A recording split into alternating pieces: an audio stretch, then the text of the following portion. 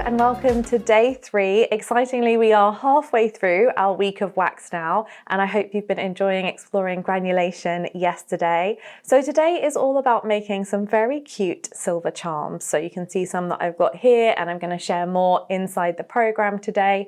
I'm going to be teaching you today, which is great fun for me, and we're going to be making some of these really kind of almost cartoon-like silver charms, which of course you can make in any metal you like, but we're going to be working with wax. So we're going to use a little bit of fire to create some of the curvature on the pieces. We're going to be doing a bit more carving and refining and just working with the flat form, because we've done rings, we've done a bit of texture. So now how can we build up charms and pendants into our repertoire? So I hope you enjoy today, and I look forward to seeing you back here tomorrow for day 4. Hello, I'm Jessica Rose, and in the course today I'm going to show you how to make a wax carved charm. Let's get started. Let's take a look at what we're going to be making today. So you can see here we've got a lovely selection of silver charms, and like all of our wax classes, we're going to start by making the wax charm. So you can see we've got a cute little cactus here, I've made a little leaf, a dragonfly, and a classic heart, but you can do any shape or size for your charm that you like. And once it's finished in wax, it gets sent off to the casters, or you can learn how to do casting yourself with our sand casting course, and then it comes back in the metal that you choose. So these are a lovely little selection of silver charms, and I've chosen to put them all on a pendant. And what I love about these charms, they're really a good way to learn wax carving. They're really simple. I try not to put too much pressure on getting it all perfect or precision, so it's kind of like a cartoony style effect, which I think is great for beginners to wax carving, because you can just have some fun with it. And we're going to be working in the blue wax today, which is great for getting kind of curved edges. It's again a really good wax for beginners to work with, but if you have a different wax like a green or even a purple, they will be fine to use as well. So let's get stuck in and start making some of our charms. Let's have a look at the tools and materials we're going to need for this project. So we're going to be working with a sheet of blue wax, and you can see that here. I'm going for quite a thin sheet because we don't want our charms to be too thick. When we're making something in wax, it can often feel very light, but we have to remember it's going to be in metal, so this is a really good starting point. When you buy your wax in sheets, it often comes in a box like this. You can see the green wax one here. And often it has some thin sheets, and then it will be a gradient up to much thicker ones in case you want to do different designs. So this can be quite a nice way to buy your wax. You can also buy boxes of wax where they're all cut thin. If you know that you're going to be doing mostly pendants and charms, that can be a good way. And like I said, if you've got green waxes or other types of waxes, you're welcome to use those for this project as well. And the amazing thing about wax is a whole box like this is not very expensive. So you can make tons of pieces out of this and choose your favorite ones to get cast into metal, because metal, as we all know, is quite expensive. And so if we're experimenting and exploring with different designs, wax is an incredible way to play and do that. So let's take a look at some of the tools. We're going to need a piercing saw, a jeweller's piercing saw. I've got a bit of a fancy one. It doesn't need to be fancy, just a saw and a saw blade. And I'm going to be using a regular blade. You can use a wax blade if you prefer, but I actually think that I get better precision when I'm cutting with a regular blade, and that's what works for me. So that's what I'm going to be going for. I'm also going to want a nice thick file. So I've got a double-sided really coarse file for working in wax. These are brilliant. You can get them off sort of Amazon, eBay, those kind of places, just a hardware store. So a nice coarse file to start when we're working in our wax. Then I've just got a couple of needle files. These are just handy for getting details. I tend to have them around. They don't need to be fancy ones, but just to be able to get, once we get closer to the end of carving, we want to do a bit more detail. Then 2 little hand tools. So I need a scribe of some sort. This is going to be used for scribing out the shape that I want to do. You could also use just anything with a sharp end that you have that you can scribe out your details with. It doesn't need to be exactly the same as mine. And a scalpel of some sort. So I've got these nice wolf tools, which are kind of fancy tools for wax carving. They're really lovely. If you have access to them, that's great, but it can just be a regular craft knife or scalpel for this project. And then finally, we are going to be using a little bit of fire. So we are going to use a hand torch just to get those really nice curves on the piece. I'm going to show you how to do that towards the end. And because we're working with fire, we also need a surface that is going to help us. So a fire brick of some sort. So if you do jewelry making already, you'll have these. If not, they are really easy to get hold of. Just a fire brick and a hand torch. And that is, I think, everything that we're going to need. So we'll get started on working with our blue wax. So the first thing you're going to notice when you pull the wax out is there's all these ridges on it, and it's quite tricky to work with it like that. So to begin with, I'm just going to file it down. I'm going to take an edge, which I'm going to be using for my charms, and using my coarse file, I also put my optivisors on. I love using optivisors so that I can see everything. You might not need to, depending on how great your eyesight is, but for me, it's a game changer. And I'm just running my file over the top, and you can see those lines are starting to come out. So you can go backwards and forwards if you find that easier. You can go in one direction. However, you have the most control. Whatever works for you is the best way. There's no right or wrong. And it takes a little bit of time. If it's taking a really long time, it means that you're not using a coarse enough file. So you might need to get something coarser. I don't need to do the whole sheet in one go. I can just do a section at a time, because I'm not going to use all of it, hopefully, if it all goes to plan. And so I'm going to do it on one side.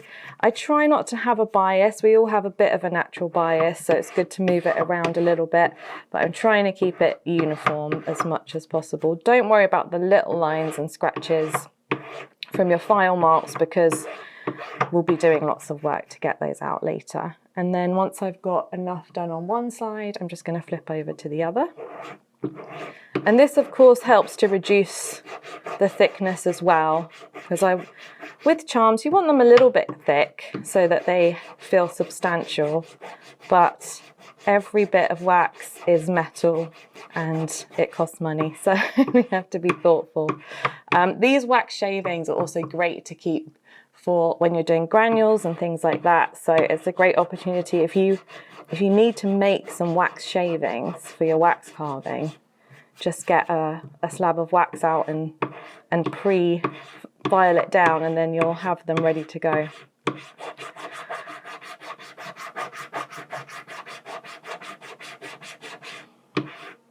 Okay, so I'm happy with that. Just gonna pop these into my bench skin, clear my bench peg out of the way. Okay, so next up we're going to think about what design we want, and I'm going to start off with a classic heart, because who doesn't love a heart? So we're just literally going to draw it, and you can, if you want something more precise, you could use a stencil or a cutout, but I actually love the freestyle kind of asymmetrical look that you get with these almost comic book style charms. So I'm just going to go in quite close to the edge, so I'm not wasting my wax. And the first side of the heart is always the easiest, the second side always goes wrong, but we're gonna go with the flow and get a nice shape. Now the great thing again in wax is if I'm not happy with the shape at this stage, I can change it, because I'm going to pierce it out in a minute. So it's almost like sketching. I go around and sort of think, are there any bits that I want slightly different? But once I am happy that I've got a shape that I'm ready to work with, I'm going to take my piercing saw And like I said, if you've got wax blades and you're used to using those, you can use those. But you're welcome to use a regular piercing saw as well. And what's really nice, I'm going to be blowing quite a lot as we go through because you can see the wax is coming up and that way I can see my design. What's really nice, if you're used to piercing, this is much easier than piercing in metal because the wax is much softer. If you haven't done piercing before, a few tips. You want to make sure that you're not gripping on to the bottom of the tool, that you're holding it gently in your hand. You're just going up and down using as much of the saw blade as you can. Make sure you can see where you're going, which is why I keep blowing the wax away. If in doubt, go on the outside of the line that you've made because we can file it down. And you're just letting the saw blade do the work. So when you get to a corner, you just twist on the spot without putting any pressure. And on the curves, just go slowly and gently if it's your first time. Don't worry if you break any saw blades or you get it wrong. Like I said, this is all about experimenting, learning, playing, and having some fun. So I'm just going to follow that shape round.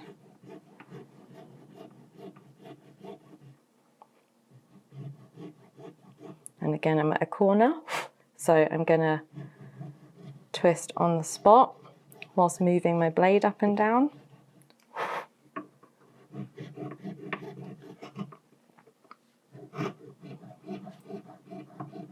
Make sure that the blade is not going towards your finger where you can.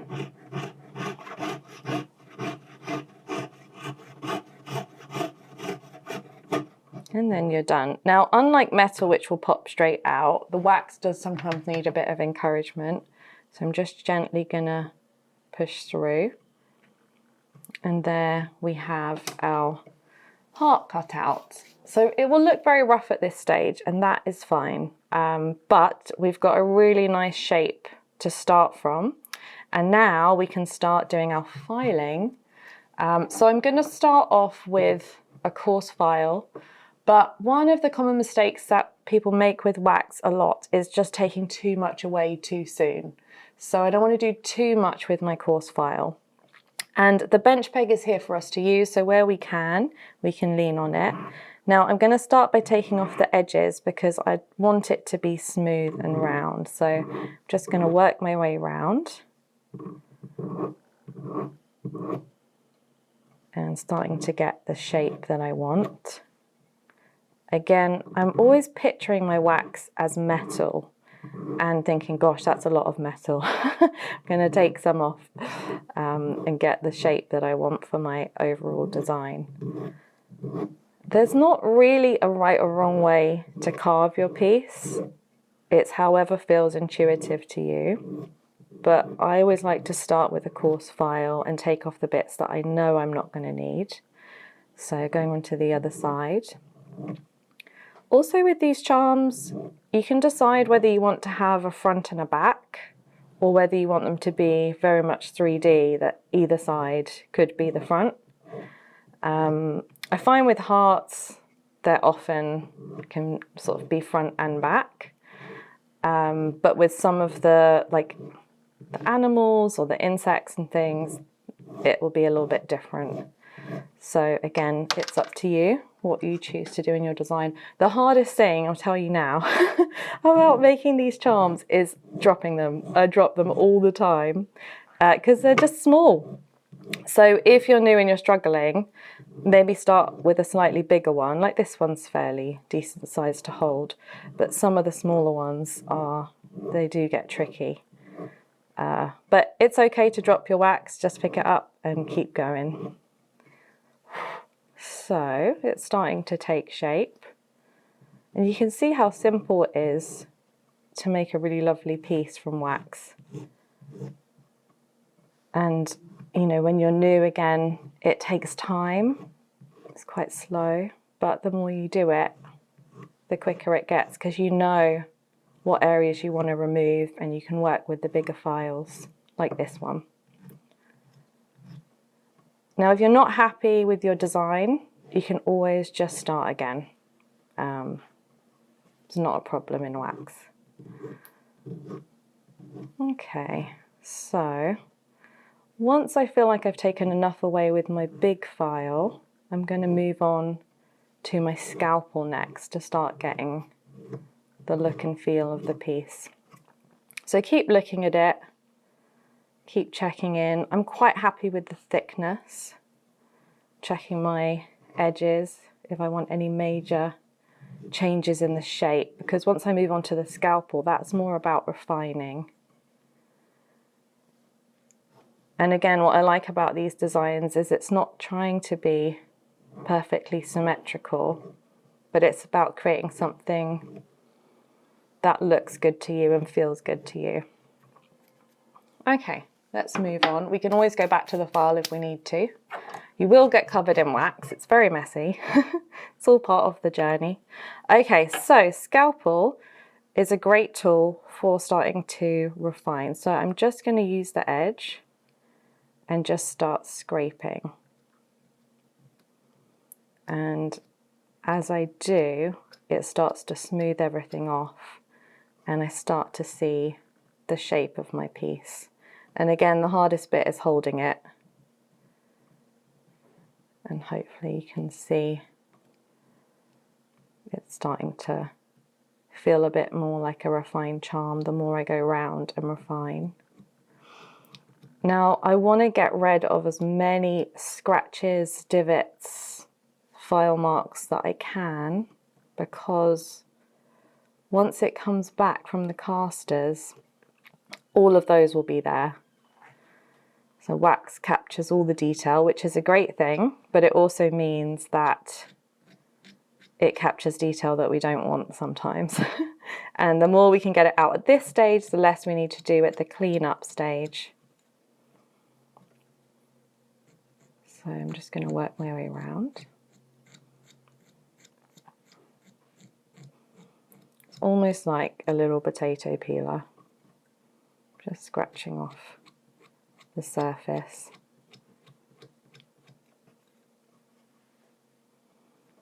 And I have a bit more control with this than the file. So this is a very simple shape, but when we're doing something more complex, this is very useful for literally carving the wax.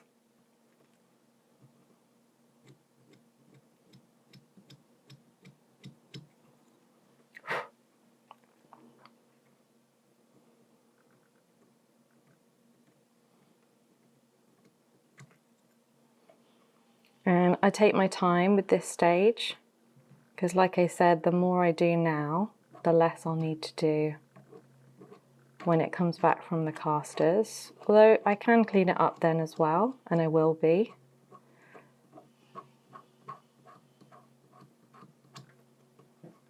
But you can get really detailed with your charms. So today it's a beginner's course, so we're working on some simple charms. But if you've done this and you feel like you're ready to move on to something else, you can use the same process, but just get a little bit more detailed and technical with it. Challenging yourself to make more complex pieces, more detail. It's amazing what people can do with wax and the sculptural element of it. So the world is really your oyster once you get going. Okay, we are getting there. And it's actually so fun. I love carving wax. Like when I'm at home on my bench, I just put some music on, lock myself in my room away from all the kids and people who I love, but it's nice to have a break, and just get lost in it, and you can lose yourself. It's wonderful. And I think because it's low pressure, I mean, I love working with gold and silver and all the things and the stone setting, but something about the low pressure of wax that just brings out a creative side, I think. You can do whatever you like. And no one's ever going to make the same piece again. You could never carve exactly the same. I mean, you can get duplicates because you can make molds in wax. So if you make a piece in wax and you absolutely love it and you think, oh my gosh, I don't want to carve this again, but I want lots of these, you can get a mold made and you can ask the casters to cast as many of them as you like. So you might say, I'd like 10 of these, please. There is a cost associated with it, so wouldn't do it unless you really like the piece, but that's an option. Now, if I do want to create a bit more shape, so far I've just been sort of scratching and refining, I can go in with my scalpel and just scrape a section off.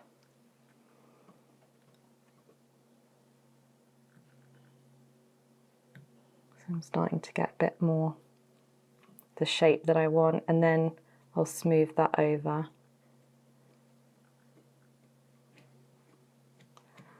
But yeah, how long and how detailed you spend on this stage, it's entirely up to you.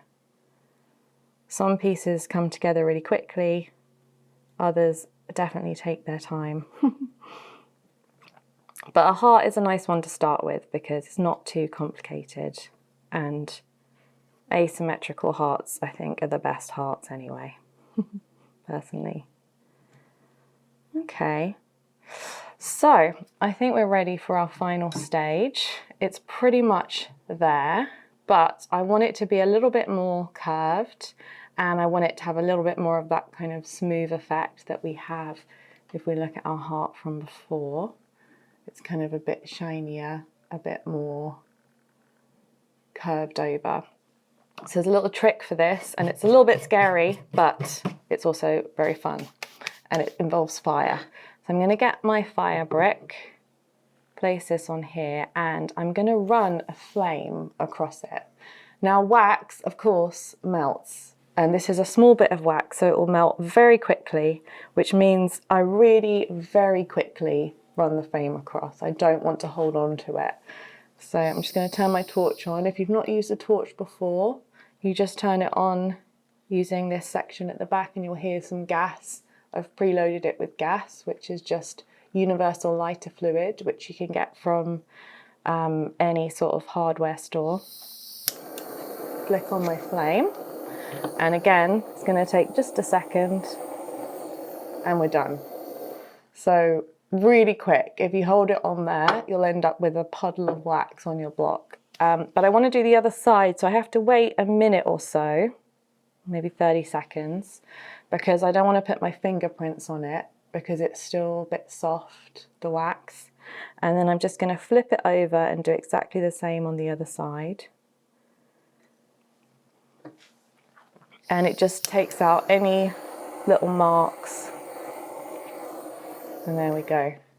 We've got a kind of smooth edge. Now, sometimes I do this and I'm still not happy with the finish, so I'll go back and do a little bit more with my scalpel or a little bit more with my files. I didn't use my needle files this time. Sometimes I do, sometimes I don't. But there we have our lovely heart charm ready to go off to the casters. Now, for the attachment, you can see here there is a jump ring. I always solder the jump rings on after casting.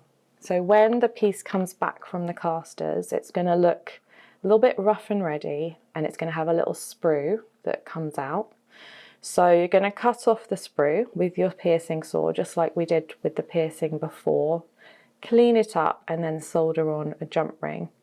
Now, I know if you're taking our Week of Wax course, which is a 5-day course, we cover how to do this in one of the other projects. So do have a look at that if you're stuck.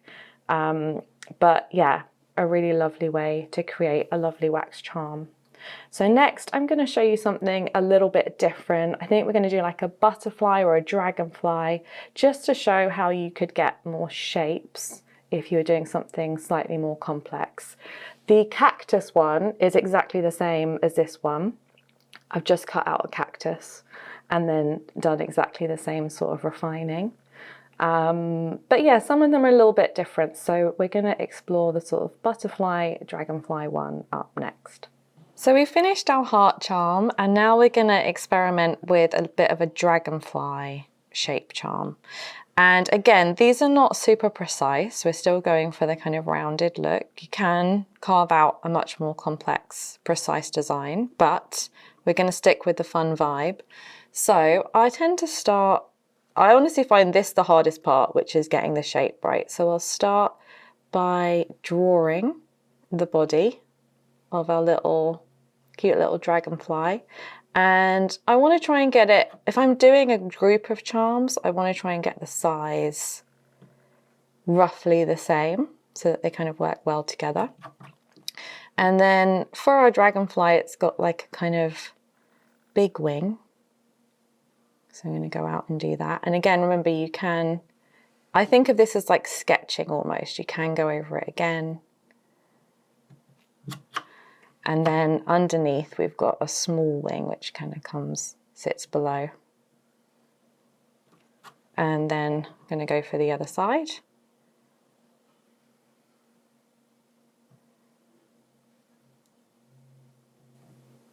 Big wing. And below is a small one. Now if I carve something and at this stage I absolutely hate it, I just flip it over. A bit like you're drawing and go again. But I'm happy with this guy. He's looking cute. I'm just gonna go over some bits again.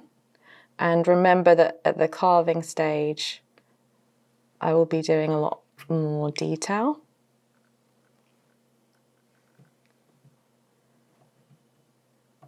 But I just want to show you how simple it is. You don't have to be good at drawing. I'm not the world's greatest drawer, but also it can be nice if there are things that you feel quite confident in drawing. It might be nice to start with those. Okay, great. So we're ready to pierce out, and we're going to do exactly the same again. Take our piercing saw. And I'm trying to not do too angled so that I get a nice shape. I'm going to blow as I go along, and I'm going to try and go slightly outside of my design.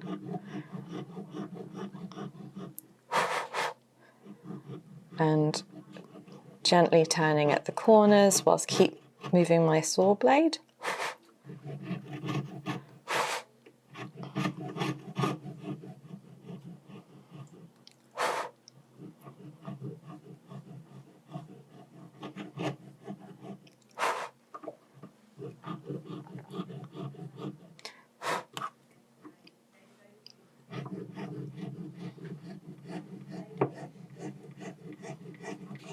It's quite relaxing piercing in wax.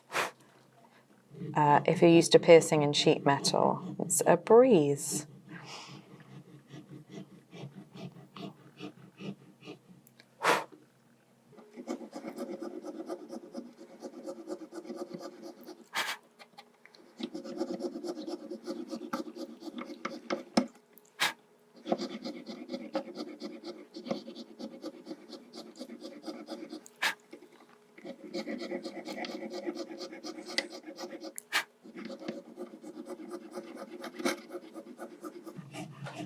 Okay, great, and we're through. And like I mentioned before, the wax often needs a bit of encouragement to come out.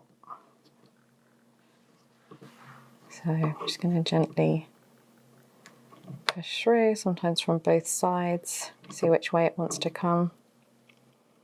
If it's really stuck, I can always pop my saw blade through a bit again, but usually it's fine. And then we see what we're working with. Sometimes looking at the back is interesting because you get more of an idea of the shape. So now I can start working on refining this little guy. And again, I'm going to start with my larger file and just start curving the edges, getting some shape. I don't want to take too much away, but also want to get into the shape of the piece.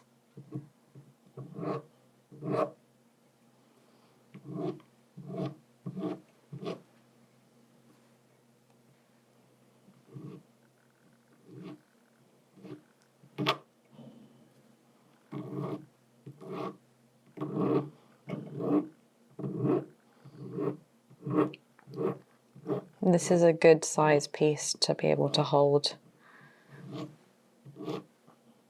working with smaller ones, it can be fiddly.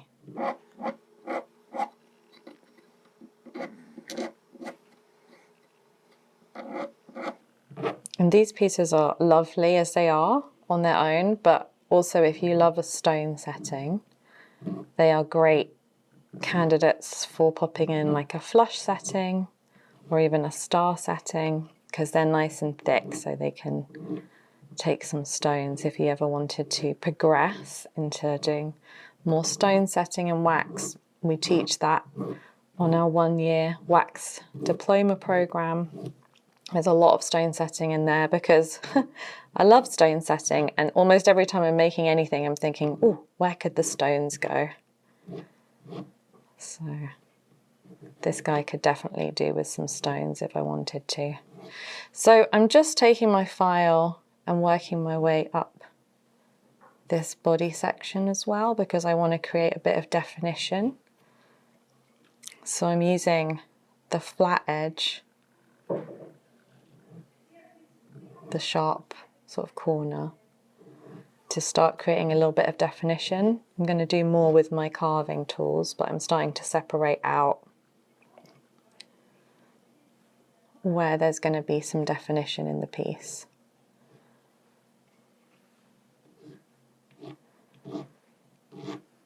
And it's still pretty thick. I'm going to go to the back and do the same.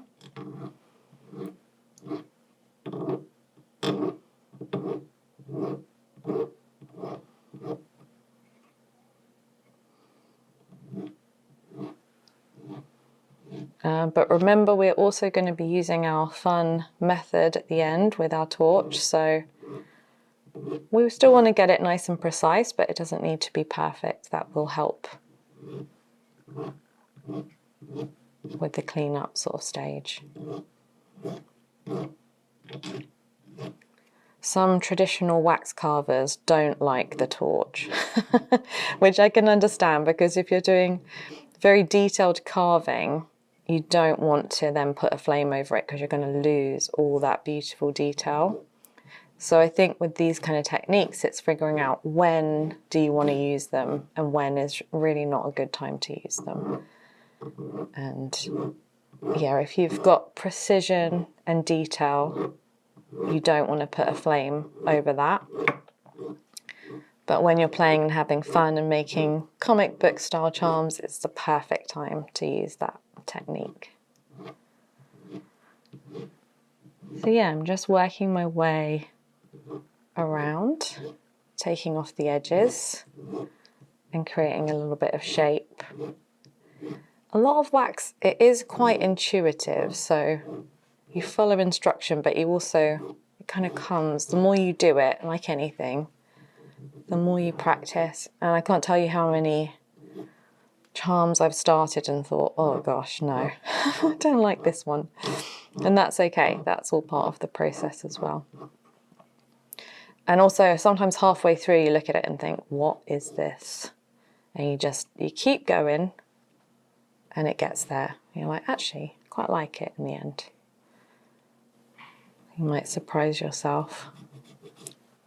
So yeah, again, just using the edge of the file to create a little bit of definition on those wings.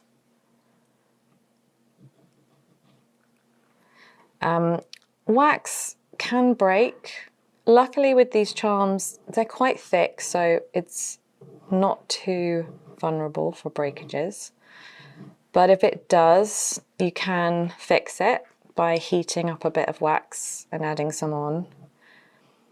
It's not ideal, so just be careful when you're holding your pieces. Try and be a little bit gentle.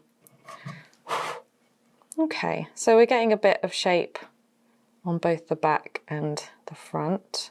And once I feel like I've got enough with the big file, just like before, I'm going to move on to my scalpel next and just start working a bit more into the details of the piece. So I want to create a bit of a gradient from the wing to the body. So I can just carve a little bit in there. And I find with carving, just doing a little bit at a time and just testing as you go is that the desired effect that I was looking for? And I'm going to be doing my little scraping again.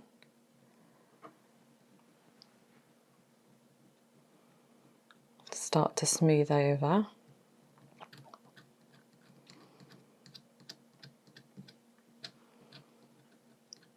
And if I scrape a lot and then I feel like, oh no, I really want to remove a big bit, I'll go back to my big file. So it's not linear, you can go backwards and forwards.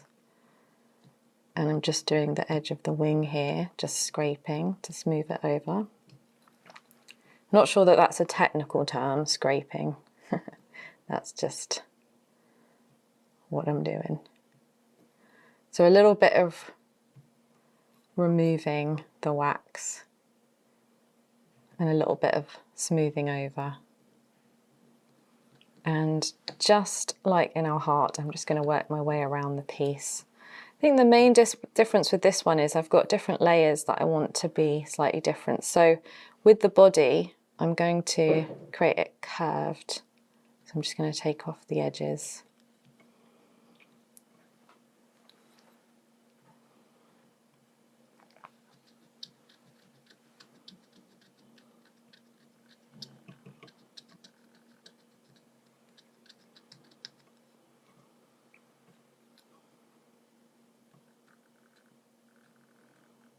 And it's removing the wax that creates the shape. So if you've done jewellery making before and you're used to building up, this is quite a different way of thinking about things because we're removing to create the desired shape. And I find just doing a little bit at a time, especially at this stage, is what helps.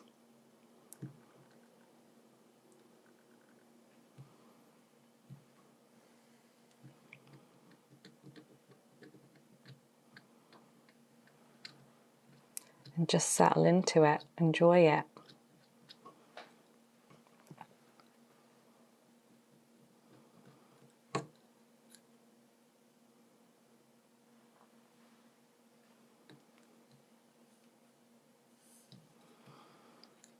There's some quite famous wax carvers that do animals, insects, charms. Have done really well with their businesses as well, wildlifey type things.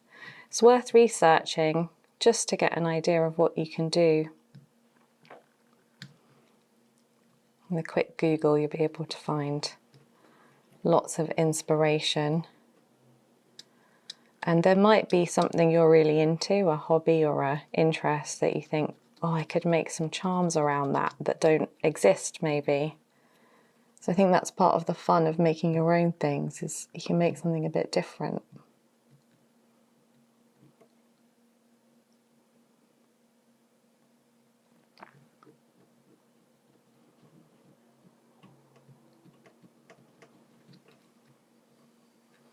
Okay, we're getting there. This is the stage where you sort of think, I've done quite a bit and it's not really looking how I want it to. That's very normal.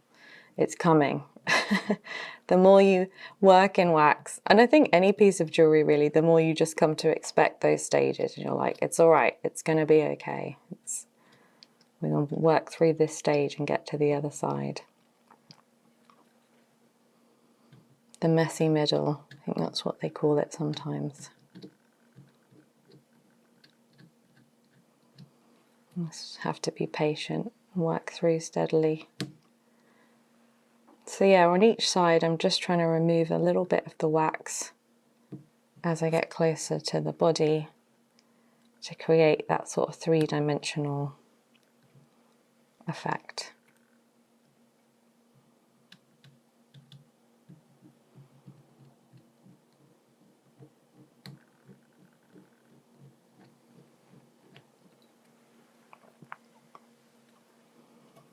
And, you know, if you can, use your bench for stability. It's not always possible, but it is a very handy tool. It's there for us. If you don't have a jeweller's bench, you can carve at a table, but I always find a bench peg is preferable. So you can easily get hold of a bench peg online. They're not super expensive. and it will really help your jewellery making. You can just clamp it onto any table. The sturdier the better, maybe a kitchen table or a dining table or a desk.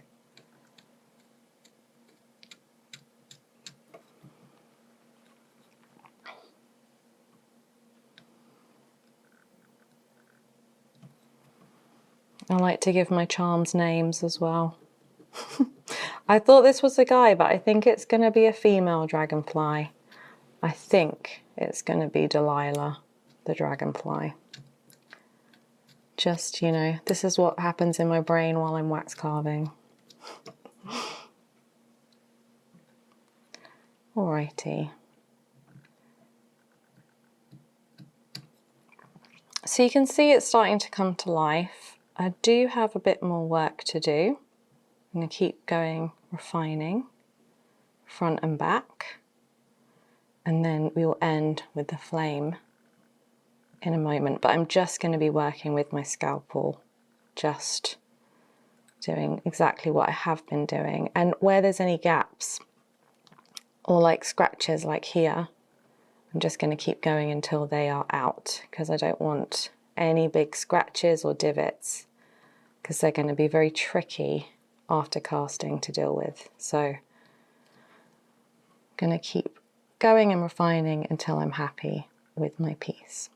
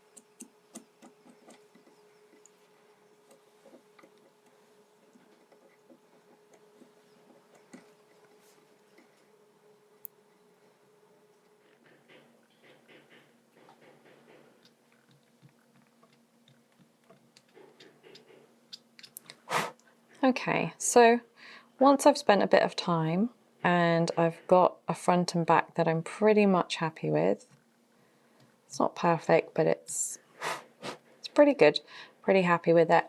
I'm then going to move on to my fire section. I'm going to bring over my fire brick, and just like before, very, very gentle flame to give it that kind of curved look.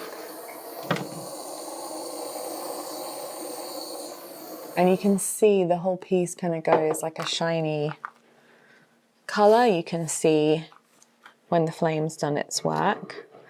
And then I'm going to flip it over. And sometimes this just highlights to me like where there's a few little ridges that I want to work on a little bit more.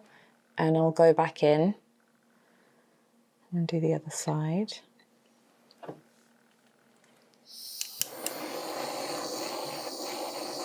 I was thinking as I was doing this one, it looks a bit like a bumblebee, and I thought, oh, wouldn't a bumblebee be fun to do? So one thing can lead to another. So again, I'm just going to give it a moment, because after I put the flame on it, it's a bit melted. And it depends how detailed you want to be. I can see like in here, there's a little bit of work that could be done.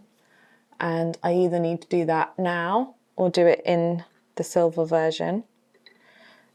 If there's a big ridge like here, I can see a fairly big ridge here that I don't want to have to deal with later. So again, I'll just go in with my scalpel and just gently work on that section.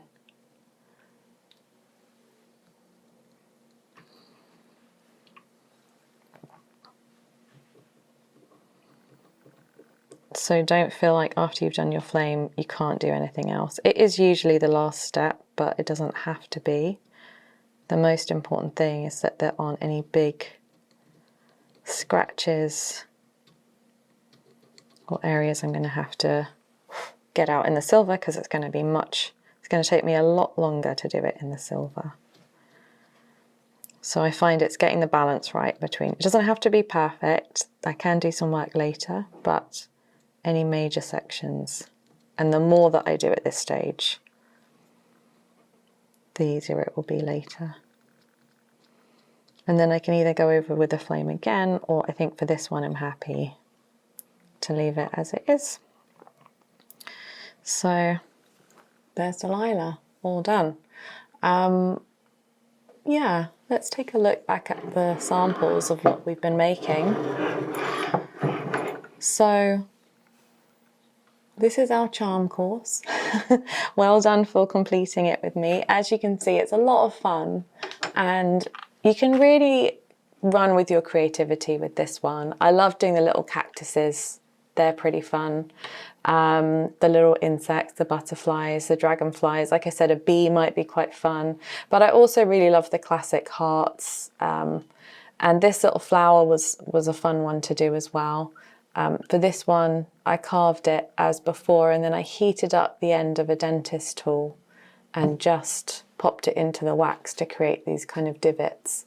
So it's a really great starting point to just play and get used to wax and experiment. And these could go on a pendant, they could go on a charm bracelet. And if silver is not possible for you at the moment, you can also get your pieces cast into bronze. So that's even more affordable. And the cleanup does take quite a bit of time. I'd say it takes as much time to clean up, solder, polish and finish as it does to make the wax charm. So just to be aware of that. But like I mentioned, our other course in this series covers how to do the cleanup and the soldering. So make sure you check that out so you can finish your wonderful charms. So I hope you've had fun. I would love to see what you guys make. Please come and share your progress with me over on the Jewellers Academy Facebook group. You can also tag me at Jewellers Academy on Instagram. I would absolutely love to see what you make, and just enjoy. And I look forward to seeing you on another course again soon.